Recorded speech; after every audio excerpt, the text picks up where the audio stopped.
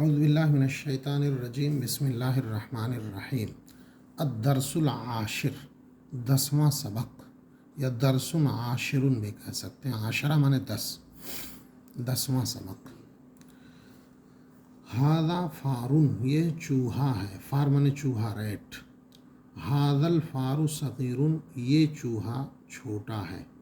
دیکھیے جب اس میں یہ ملایا گیا تو الفار ہو گیا اور یہ تنوین ہٹ گئی، تو ھذا الفار صغیر، یہ چوہا چھوٹا ہے۔ ذالک قطن، وہ بلّہ ہے۔ قطن مانے بلّہ اور قطتن مانے بلی، اگر اس کے آگے گولتا لگ جائے تو مؤنث ہوگا۔ عربی کے اندر عموماً جس لفظ کے آخر میں گولتا یا یہ والی تا لگی رہتی ہے اس کو وہ مؤنث ہوتا ہے۔ مؤنث یعنی فیمنن جینڈر ہوتا ہے عموماً۔ کچھ جگہوں پہ استثناء ہے، جیسے اسامہ، تو ورنہ تو گولتا جہاں بھی لگی رہے گی وہ مؤنث ہوتا ہے۔ تو قطن مانے بلّہ اور قطتن مانے بلی۔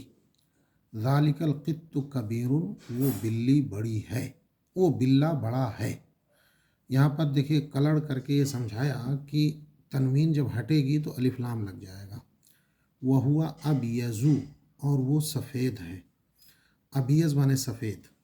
عربی میں رنگوں کے اوپر تنوین نہیں آئے گی، یہ اصول یاد رکھیے۔ جو رنگ ہیں ان پہ تنوین نہیں آئے گی، اور رنگ کے اندر بھی مذکر مؤنث ہے۔ ابیض کا مؤنث بیضاء آئے گا، ابیض کا مؤنث بیضاء، بیضاء مانے سفید، مؤنث ہو جائے گا، اور رنگوں پہ تنوین نہیں آئے گی، یہ اصول یاد رکھیے گا۔ وہو ابیض، اور وہ سفید ہے۔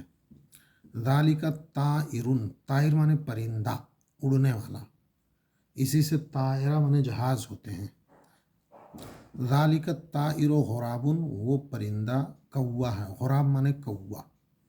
یہاں پہ بھی دیکھیے الف لام لگایا، بتایا کہ تنوین ہٹی تو الف لام لگا۔ وہو اسود، اور وہ کالا ہے۔ تو رنگ پہ تنوین نہیں، یہاں پہ دو رنگ بتایا گیا، ابیض اور اسود۔ اسود کا مؤنث سودا، اسود کا مؤنث سودا۔ ھذا درس، یہ سبق ہے، اور ھذا الدرس جدید، یہ سبق آسان ہے۔ وہو سہل، وہ آسان ہے۔ لا صعب، صعب مانے مشکل، ہارڈ، ٹف۔ اسئلہ، اسئلہ جمع ہے سوال کی۔ یہ عربی میں سوال ہے اور عربی میں ہی اس کا جواب دینا ہے۔ کیف القط، بلّہ کیسا ہے؟ جواب دیں گے القط کبیر، القط کبیر۔ سوال ہے کیف الغراب، کوا کیسا ہے؟ جواب ہوگا الغراب اسود۔ این مکہ، مکہ کہاں ہے؟ مکہ فی العرب۔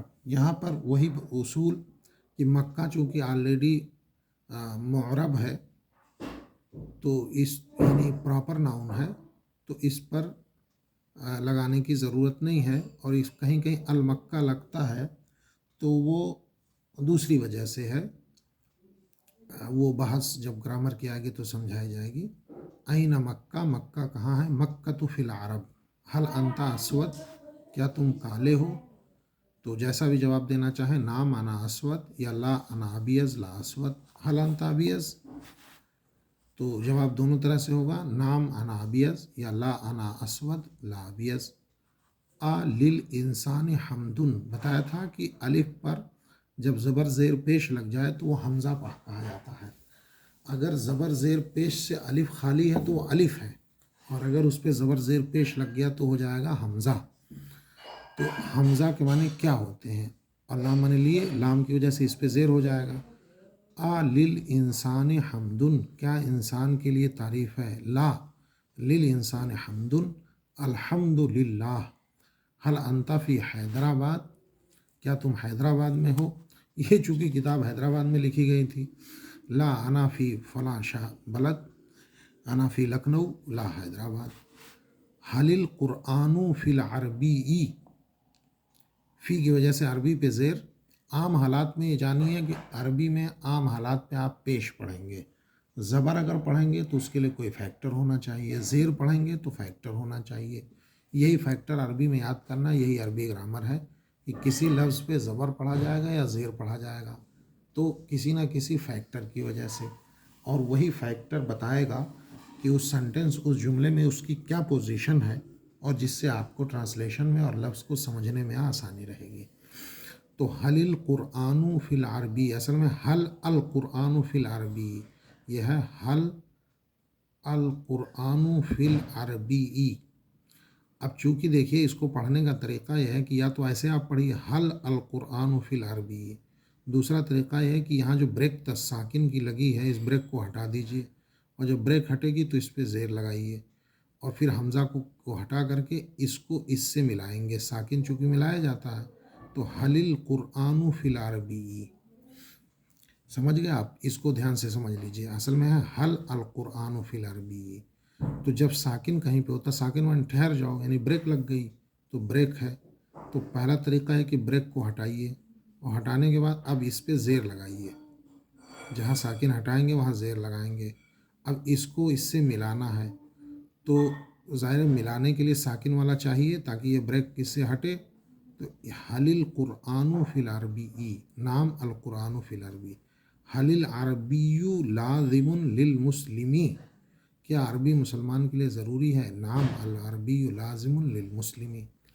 اب یہ آپ ترجمہ کریں گے اردو سے عربی میں، یہ گھوڑا ہے ھذا فرسن، اور یہ گھوڑا ھذا الفرسو، فرق یاد رہے دونوں کا، تنوین کا مطلب ہے اور الف لام لگ جائے گا تو تنوین ہٹ جائے گی اور ہے کی میننگ بھی ہٹ جائے گی۔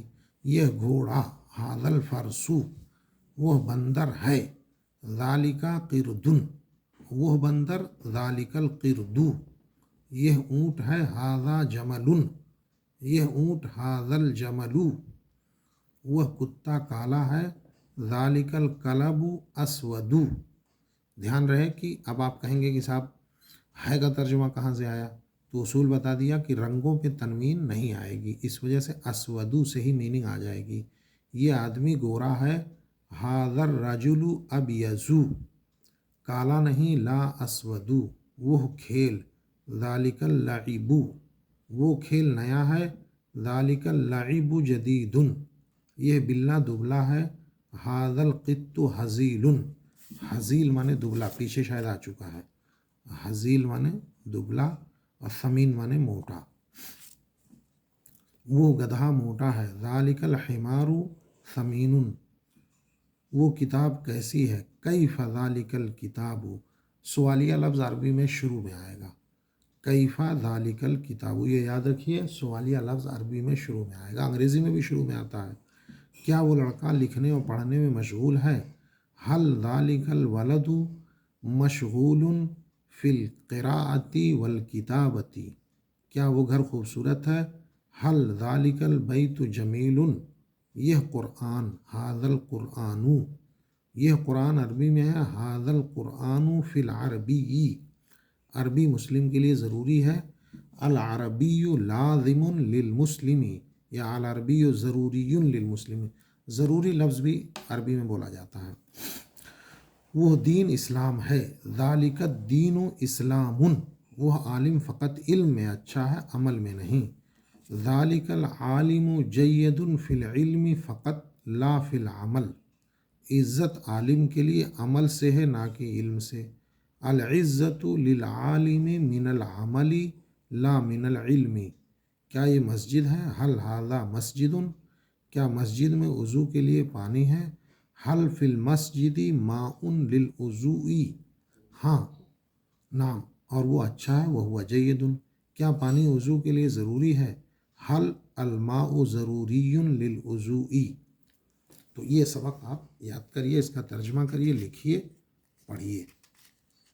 بہت ہی سہل اور آسان طریقے سے اس کتاب کو پروفیسر صاحب نے لکھا تھا، پروفیسر سید نبی حیدرآبادی نے، اور یہ بہت ہی بہترین کتاب ہے، اس کو اگر قاعدے سے پڑھ لیا جائے تو بہت آسانی ہوگی، اور اس میں جو بھی الفاظ ہیں یہ سب قرآنی الفاظ ہیں، اس کا دھیان رہے کہ سارے الفاظ آپ قرآن کریم کے ہی سیکھ رہے ہیں، تو جو بھی لفظ سیکھ رہے ہیں وہ قرآن میں آیا ہوا ہے، آگے آپ آئیں گے تو آپ کو خود احساس ہوگا کہ آخری صفحات تک پہنچتے پہنچتے آپ قرآن کے کچھ الفاظ کا آپ ترجمہ کرنے لگیں گے آیات کا ترجمہ. جیسے دیکھیے یہاں پر پورا قرآن کی ساری آیات آ رہی ہیں اور یہ آیات کا آپ ترجمہ کرنے کی پوزیشن میں ہو جائیں گے.